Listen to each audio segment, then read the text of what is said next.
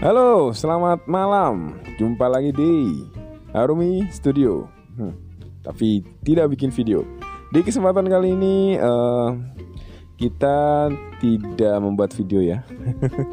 Karena mungkin sedang masa PPKM, jadi ya kita bikin semacam interview aja lah. Di kesempatan kali ini kita tidak sendiri. Saya tidak sendiri. Saya ditemani narasumber kita, Nona Arumi. Selamat malam. Selamat malam. Gimana kabar kamu? Sehat ya? Alhamdulillah sehat. Ini kita ada di masa PPKM darurat. PPKM darurat artinya apa ya? PPKM. Pemberlakuan pembatasan kegiatan masyarakat. Nah, jadi kegiatan kita dibatasi ya, hanya untuk keperluan mendesak. Dan Seperti untuk memenuhi kebutuhan aja. kebutuhan pokok ya. Ya, betul. Nah, selalu patuhi protokol kesehatan dengan selalu menerapkan 5M. 5M. Memakai masker double, apalagi? Menjaga jarak, Terus? mencuci tangan, mengurangi mobilitas. Satu lagi apa? Aku lupa mulu ya. Menghindari kerumunan. Menghindari kerumunan. Nah, Ya, menghindari itu. kerumunan ya. Selalu jaga jarak, selalu cuci tangan, pakai masker, mengurangi atau membatasi mobilitas dan menghindari kerumunan agar keluarga kita yang kita sayangi selalu terjaga dari virus ya. Itu merupakan upaya-upaya yang kita lakukan. Terus di kesempatan kali ini kita akan membahas tentang sesuatu yang berhubungan dengan PPKM. Ada hubungannya nggak ya? Nggak ada. Ada lah. Ada. Kan jadi Mungkin ada ya. di masa Mungkin. pandemi ini kita harus menerapkan sebuah konsep mindset gitu ya. Iya. Yaitu sesuatu yang kita bahas kali ini adalah minimalis, seni menyederhanakan hidup. Benar gak? Benar. Nah, nanti semuanya bakal dijelasin oleh narasumber kita, Nona Arumi ini, mengenai minimalis atau hidup minimalis. Gimana ya? Kita mulai dari definisi dulu. Minimalis itu apa? Minimalis adalah sebuah mindset atau sikap yang bijak yang memaksimalkan barang-barang yang kamu miliki dan mengurangi barang-barang yang mungkin sebenarnya nggak terlalu penting buat kita gitu. Barang-barang yang tidak terlalu penting. Oke. Iya, Jadi memaksimalkan barang yang memang dibutuhin sama kita, sama kalau misalkan emang nggak terlalu penting-penting banget ya mending nggak usah dibeli atau ya mungkin bisa nggak usah dimiliki. Nggak, bukan. Ya mungkin bisa dikasih ke orang yang membutuhkan. Dijual. Ya bisa lah dijual. Terus tadi adalah sebuah mindset ya. Artinya itu adalah sebuah cara berpikir ya. Iya. Benar nggak? Iya. Untuk Iyalah. mengendalikan, mengontrol kebutuhan ya. Benar nggak sih? Iya, mengontrol kebutuhan hidup kita kan itu di judulnya juga udah ada menyederhanakan hidup. Jadi apa yang kita butuhin aja gitu. Jadi misalnya nih kan kita hidup yang seperti biasa ya, yang tanpa konsep minimalis ini ya. Namanya apa ya? Maksimalis Atau bisa dibilang juga konsumtif. Iya, konsumtif. Nah, minimalis misalnya versus kita konsumtif. Hidup itu jadi kita memulainya dari fungsi dari barang itu ya, benar nggak? Kenapa? Dari fungsi dari barang itu ya. Iya, memaksimalkan fungsi dari barang tersebut. Barang yang apa yang kita miliki. Oke. Terus kalau kita nih, misalnya aku gitu, kan hidupnya nggak beraturan. Maksudnya hidup maksimalis tadi yang kita bicarakan ya, nggak ada konsep dan segala macam. Nah, gimana sih cara memulai nih? Misalnya aku tertarik dengan konsep yang kamu tawarkan, hidup minimalis tuh. Terus gimana sih untuk memulainya gitu ya? Kita mulai dari mana gitu? Sebenarnya ada 3 sih. Yang pertama ada 3 poin penting. Iya, 3 poin penting. Ini teman-teman harus catat ya. Teman-teman dengar ini harus dicatat 3 poin penting ini, karena ini narasumber kita ini sangat ahli dalam bidang minimalis, bener gak? Insya Allah. Oke. 3. Yang pertama apa coba? 3. Yang pertama dari fashion dulu kali ya. Yang pertama dari fashion dulu. Fashion. Ya, fashion. Ada apa dengan fashion ini? Pembahasannya mungkin kita membeli atau misalkan kayak pakaian itu sesuai kebutuhan aja gitu. Terus bukan lo misalkan mau beli pun itu jangan sesuai sama nafsu atau keinginan, tapi memang udah waktunya beli. Misalkan kayak kamu kalau misalkan kayak kamu perempuan lah ya, misalnya kalau ke laki-laki kayaknya nggak terlalu mungkin kalau iya mungkin kayak ke perempuan gitu. Kalau ke perempuan kan biasanya dia nafsu nih pengen beli baju karena lucu warnanya dan lain sebagainya gitu kan. Tinggal beli gitu. Tinggal habis itu langsung dibeli, terus kalau misalkan udah sekali dua kali dipakai, habis itu kan pasti bosan ya. Nah perempuan itu padahal sesungguhnya kenapa? Sesungguhnya barang itu ya emang gak terlalu penting buat dibeli gitu. Kalau dari fashion sih kalau lebih ke perempuan mungkin kali ya, karena kebanyakan perempuan yang terlalu beli karena lucu, karena lagi diskon, nanti kalau nggak dibeli kepikiran gitu. Biasanya sih kayak nggak bisa tidur ya. Iya biasanya kalau perempuan gitu bisa tidur. Kamu dong itu. Terus sekarang aku udah enggak. Aku udah insya Allah. Kamu udah memulai hidup minimalis ini ya? Iya insya Allah. Terus tadi kan yang pertama ada 3 poin, yang kedua apa? Yang kedua kita bisa mulai dari sosial media kita. Nah, misal pengalaman aku pribadi nih ya. Dulu aku kan punya IG gitu. Sekarang juga masih ada Instagram. Cuman kalau untuk beberapa bulan ke belakang itu aku mutusin buat hapus di aplikasi Instagramnya. Karena menurut aku kalau Instagram itu atas kemauan kamu sendiri ya? Iya dong, iya benar. Atas kemauan aku sendiri. Kesadaran karena aku nggak bisa mengontrol kayak misalkan kan kita mulai dari media sosial ya. Kenapa dimulai dari media sosial? Karena diri aku tuh nggak bisa ngontrol kalau misalkan kayak kita follow akun yang online shop gitu. Misalkan contohnya baju lah gitu. Tiba-tiba dia update baju terbaru. Terus aku tertarik, terus aku nggak bisa buat menahan untuk nggak beli gitu. Kadang pasti beli ya, pasti beli. Dan aku pikir-pikir itu terlalu kayak enggak deh, mendingan nggak usah deh gitu. Makanya dengan cara aku mengontrolnya, ya aku hapus IG karena aku nggak bisa mengontrolnya. Cuman kalau misalkan memang masih bisa ngontrol, kalau misalkan kalian atau kamu bisa ngontrol, nggak apa-apa. Kita follow akun-akun yang tapi kita butuhin gitu. Follow akun-akun yang bermanfaat, yang bervalue gitu. Oke. Itu dari sosial media. Yang ketiga bisa dimulai dari lifestyle. Contohnya kalau untuk lifestyle ini mungkin dengan berolahraga yang rutin, terus kayak mengkonsumsi makanan-makanan yang emang bergizi, terus kayak ya sehat lah buat badan kita gitu.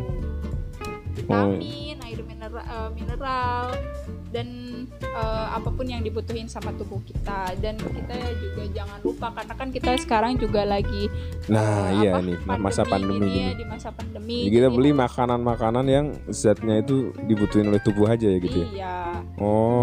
Oke. Terus cara tadi kan kamu udah sebutin 3 poin penting. Semoga teman-teman mencatat ini karena ini sifatnya sangat penting. Narasumber kita ini enggak sih sebenarnya kita dari apa ya? Lagi ngobrol-ngobrol. Ngobrol-ngobrol santai. Apa itu namanya? Menjabarkan. Apa sih itu namanya? Dua kepala apa sih? Persepsi dua kepala gitu. Terus cara buat menerapkan nih hidup minimalis atau konsep tadi tuh dalam hidup ini tuh gimana ya? Caranya gimana? Kita mulai dari mana dong gitu. Misalnya aku pengen mulai hidup minimalis gitu. Jadi kan kayaknya enak tuh kalau hidup minimalis. Itu gimana caranya? Dari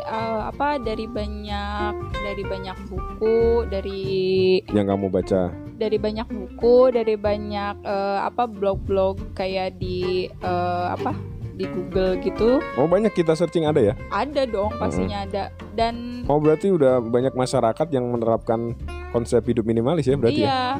Sampai waktu itu di Indonesia itu udah banyak banget. Sampai waktu itu kan aku beli buku ya?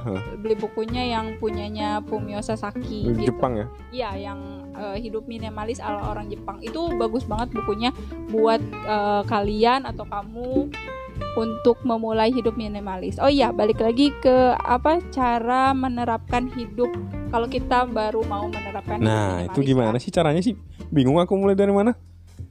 Kamu mulainya dari, atau mungkin teman-teman yang lain pengen nyoba nih, mulai dari mana sih? Terus gitu. Nah, kebetulan di sini juga caranya itu ada 3 poin juga nih. 3 lagi? Oh iya. 3 poin juga. Jangan lupa dicatat. Ada 3 poin yang untuk caranya itu harus kita mulai. 3 poin. Yang pertama apa coba? Yang pertama, buang itu buang. artinya.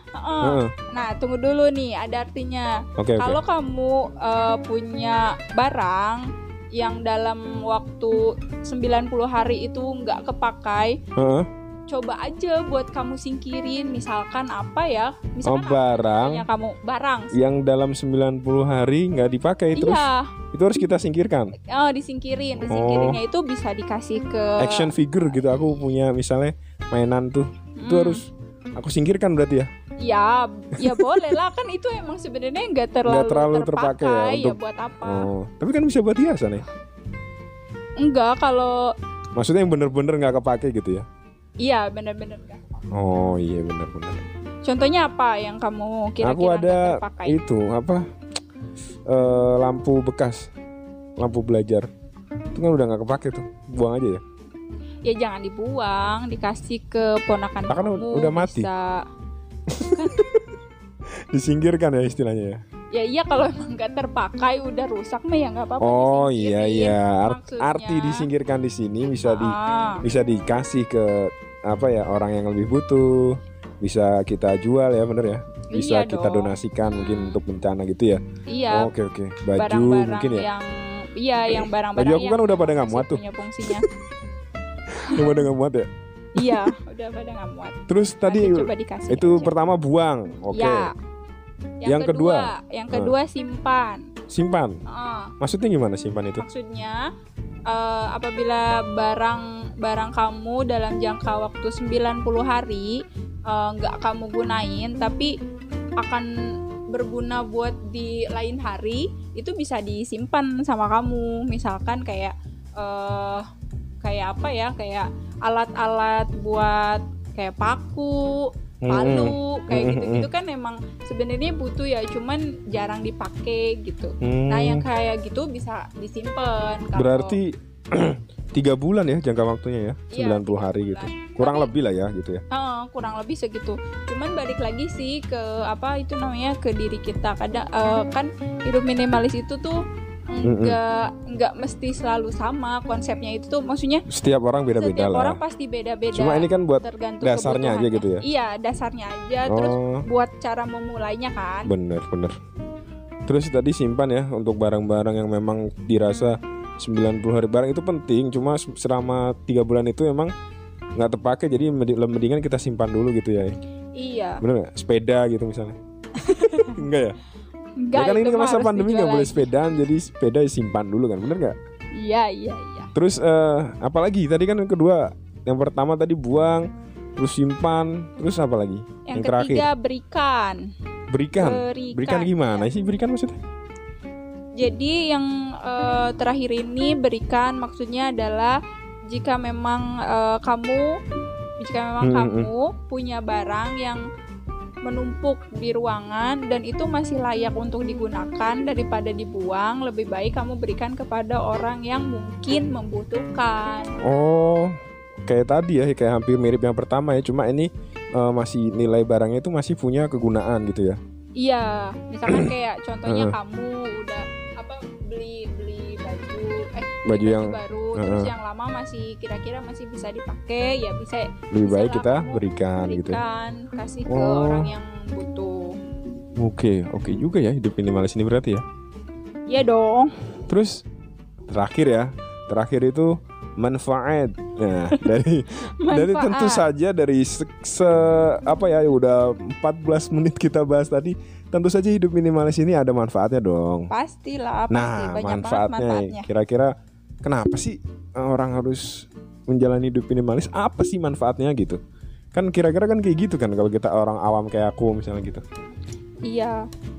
Buat orang awam kayak kamu untuk memulai hidup minimalis pasti bertanya-tanya nih soal manfaatnya.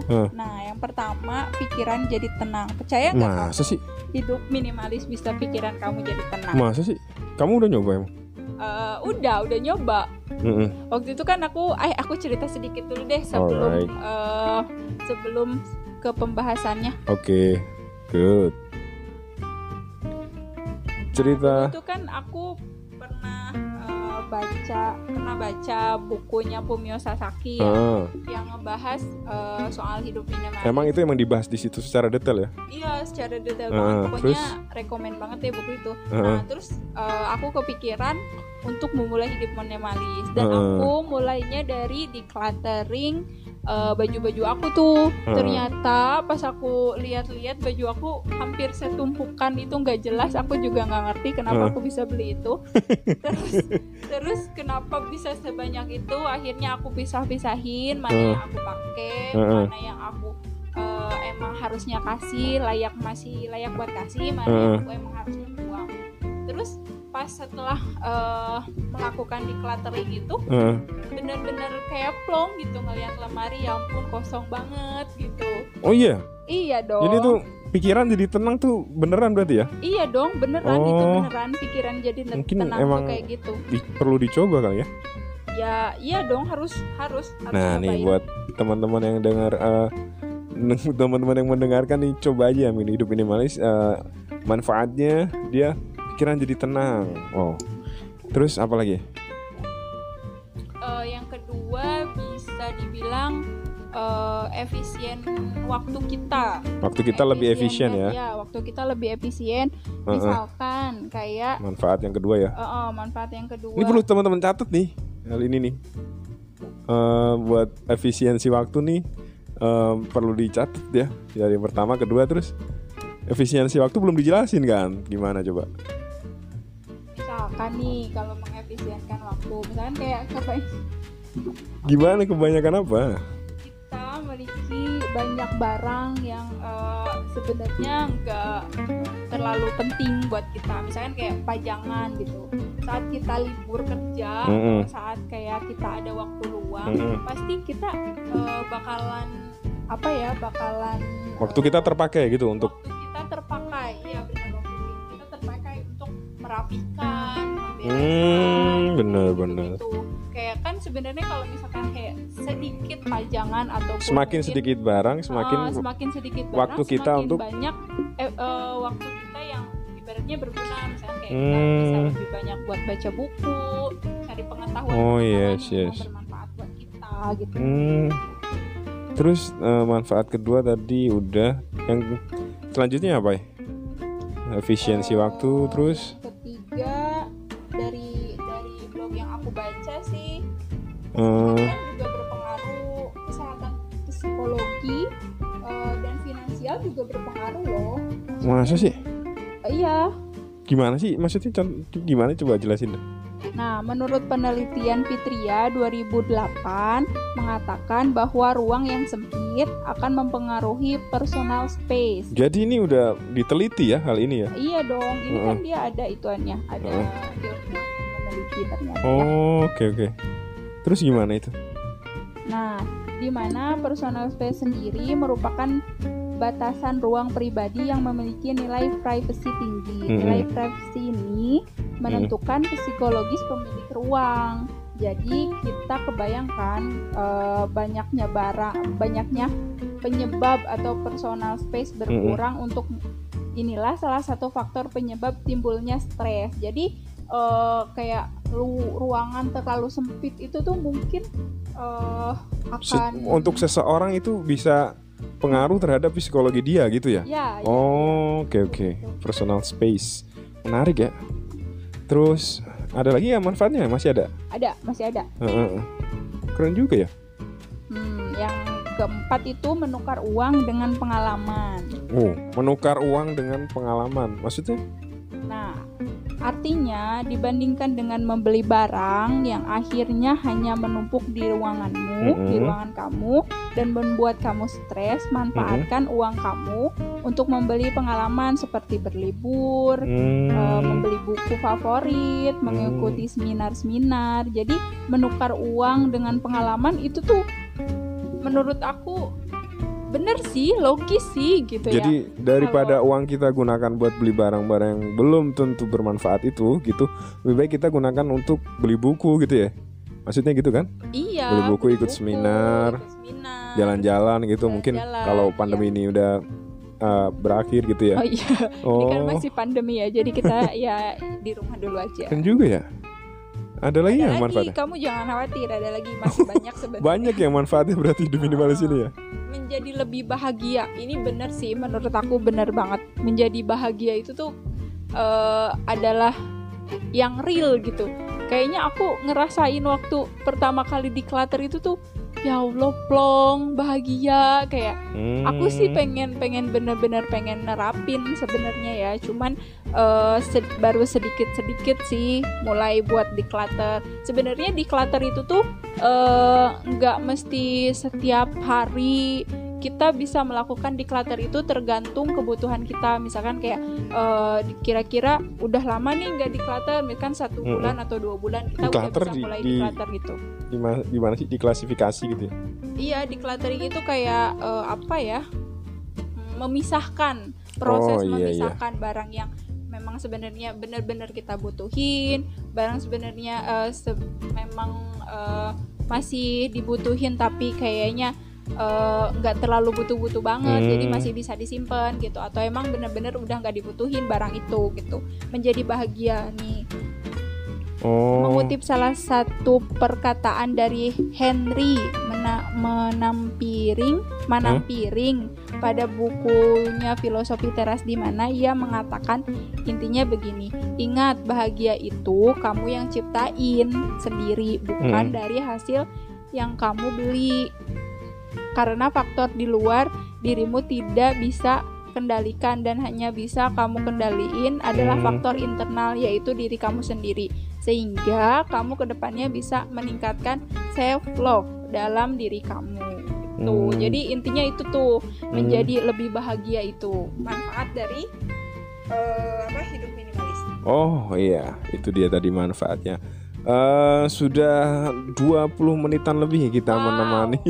Padahal masih banyak loh ini loh pembahasan. Iya, tapi gimana ya? Tapi karena udah emang waktunya udah habis, jadi mungkin kita akan lanjut di pembahasan selanjutnya ya. Terima kasih. Nanti kalau misalkan ada yang pengen request nih mau bahas soal minimalis lagi, bisa di komen ya. Ini kamu bacanya sumbernya dari mana sih? Kayaknya kalau orang-orang pengen baca gitu, blognya yang kamu baca tuh apa sih? Tadi kan sumbernya aku dari buku Fumio Sasaki, Hidup Minimalis ala Orang Jepang, sama dari blognya 1%. Aku suka banget sama blog ini, pokoknya keren, dia keren banget. Jadi kamu punya pengetahuan itu tentang dari situ? Iya. Oke ya, terima kasih untuk teman-teman yang mendengarkan interview atau podcast atau ngos-ngosan ngobrol-ngobrol santai ini. Semoga bermanfaat ya, tapi sepertinya emang bermanfaat sih. Saya pamit undur diri ya. Kamu mau pamit gak? Oh iya, aku jadi lupa. Dadah. Gitu dong. Terima kasih. Jangan lupa subscribe, like, komen agar tidak ketinggalan ya video-video dari Harum Studio ini selanjutnya. Saya pamit undur diri. See you the next video. Bye bye.